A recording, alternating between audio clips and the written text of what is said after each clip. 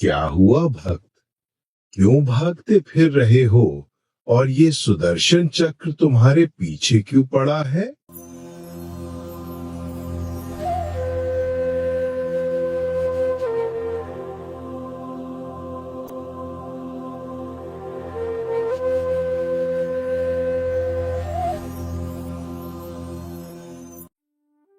सतयुग में अम्बरीश नाम के एक धार्मिक राजा थे। वही आत्मा त्रेता युग में राजा बने, जो सीता जी के पिता थे। वही राजा अम्बरीश और राजा जनक वाली आत्मा कलयुग में श्री नानक देव सिख धर्म के प्रवर्तक हुए। राजा अम्बरीश के इष्ट देव श्री विष्णु जी थे। उन्होंने किसी गुरु जी से दीक्षा लेकर साधना की थी। राजा अम्बरीश को भक्ति प्रदान की गई थी, जिसके लिए उन्हें अन्न जल का संयम रखना था, ताकि मन हर समय भक्ति में लगे। भक्त अम्बरीश ने महीने के आहार का नियम बनाया हुआ था। वे प्रतिदिन एक रोटी कम खाते थे। उस समय मानव का शरीर भारी और लंबा हुआ करता था। मानव की लंबाई लगभग 100 फुट के आसपास होती थी। इसके अनुसार मटन भी और भोजन की खुराक भी बहुत अधिक होती थी। अम्बरीश के गुरुजी ने एकादशी 11 का व्रत भी भक्ति कर्म बताया था। अम्बरीश को वेद ज्ञान भी था, जिसके कारण उनको मालूम था कि व्रत रखना वेद में नहीं लिखा है। गुरु को भी नाराज नहीं करना चाहिए, इसीलिए वे अपने आहार को इस प्रकार से नियमित रूप से करते थे। जैसे कि एक दिन में पेट भरने के लिए आमतौर पर दोपहर 12 बजे तक भोजन करना पड़ता था, तो वो प्रतिदिन इस प्रकार खाना कम करते थे कि तीसरी रात को बिल्कुल न खाना पड़े। जैसे एकम को अगर 11 रोटी खाते, तो उसके अगले दिन एक रोटी कम करके 10 रोटी खाते थे, जिससे एकादशी को कुछ भी न खाना पड़े। ये प्रति माह का क्रम था। एक बार एकादशी को ऋषि दुर्वासा जी राजा अम्बरीश जी के दरबार में आए।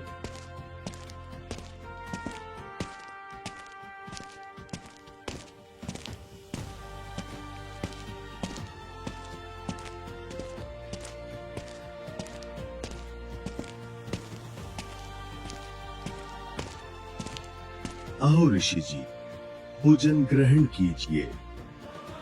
ठीक है राजन, भोजन तैयार करवाओ, तब तक मैं दरिया पर स्नान करके आता हूँ।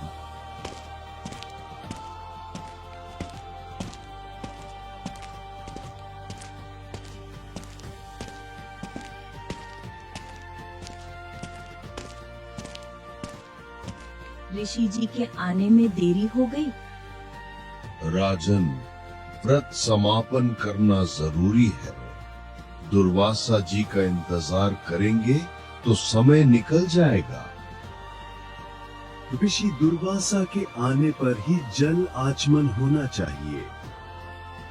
लेकिन ऋषि जी नहीं आए। गुरु जी ने उनके आने से पहले ही जल का आचमन राजा अम्बरीश को करवा दिया।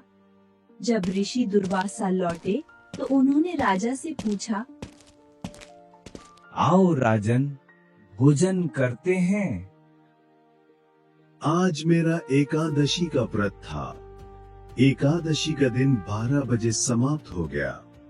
इससे पहले व्रत का समापन करना अनिवार्य था, तो मैंने आचमन कर लिया है। अब आज कुछ नहीं खा सकता। तुम्हारे घर पर ऋषि आए हुए हैं और तुमने उनसे पहले भोजन कर लिया। ये ऋषि का अपमान है। ऋषि जी, मैंने तो नियम अनुसार ही किया। परंतु ऋषि दुर्वासा भोजन किए बिना ही क्रोध में चले गए। अगली बार भी जब एकादशी आई, तो वही प्रसंग हुआ। राजा ने समय पर व्रत का उद्यापन किया। ऋषि देर से स्नान कर लौटे और भोजन चाहते थे। ऋषि जी, मैंने आज व्रत का समापन कर लिया है। क्षमा करें, आज मैं भोजन नहीं कर सकता। ऋषि दुर्वासा ये सुनकर आग बबूला हो गए। उन्होंने सुदर्शन चक्र को आदेश दिया। जाओ और राजा अम्बरीश का सिर काट दो। सुदर्शन चक्र तुरंत सक्रिय हो गया। आग की लपटें उठी और सुदर्शन चक्र राजा की ओर बढ़ने लगा। सुदर्शन चक्र राजा अम्बरीश के चरण छूकर वापस उग्र रूप धारण करके दुर्वासा की तरफ चल पड़ा।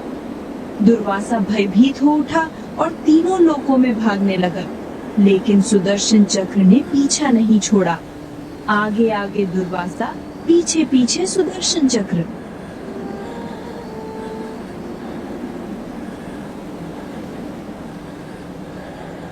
दुर्वासा ब्रह्मा जी के पास पहुंचा और अपनी जान की भीख मांगने लगा। भगवान, मुझे बचा लो, ये सुदर्शन चक्र मुझे मार डालेगा। ये सुदर्शन चक्र मेरे वश में नहीं है। मैं इससे तुम्हारी रक्षा नहीं कर सकता। तुम एक काम करो, शिव जी के पास जाओ और उनसे प्रार्थना करो। इतना सुनकर दुर्वासा शिव जी के पास भागे, लेकिन वहाँ भी यही सुनने को मिली कि मैं तुम्हारी रक्षा नहीं कर सकता, तुम विष्णु जी के पास जाओ। फिर दुर्वासा जी विष्णु जी के पास भागे। इतने में परमेश्वर कबीर साहिब जी विष्णु रूप बनाकर विष्णु लोक में बैठ गए। दुर्वासा उड़ता हुआ सीधा परमात्मा के चरणों में जा गिरा और अपनी जान की भीख मांगने लगा।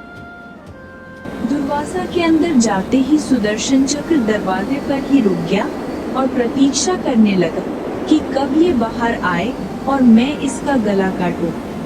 सुदर्शन चक्र को दरवाजे पर रुका देखकर दुर्वासा को शांति मिली कि यहाँ जान बच सकती है। क्या हुआ भक्त, क्यों भागते फिर रहे हो और ये सुदर्शन चक्र तुम्हारे पीछे क्यों पड़ा है? दुर्वासा ने सब सच सच बता दिया कि उसने राजा अम्बरीश के साथ क्या किया। ऐसे किसी को आप कैसे बोल सकते हो? आपका काम है बताना। कोई मानता है या नहीं, ये उसकी मर्जी है। आप किसी के साथ जबरदस्ती नहीं कर सकते हो। और हाँ, जाओ और राजा अम्बरीश से माफी मांगो। वो ही आपकी जान बख्श सकते हैं, और कोई भी नहीं।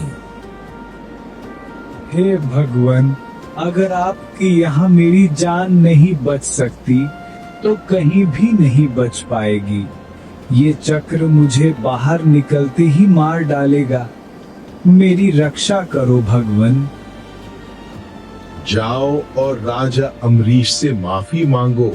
सुदर्शन चक्र तुम्हें कुछ नहीं कहेगा जब तक आप राजा अम्बरीश के पास पहुंच नहीं जाते। दुर्वासा जल्दी जल्दी उड़ते हुए वापस राजा अम्बरीश के पास आए और उनके चरणों में गिरकर माफी मांगने लगे। हे राजन, मुझसे गलती हो गई, मुझे बचा लो। ऋषि जी, मैंने तो आपको कुछ भी नहीं कहा। ये तो आपकी अपनी शक्ति है।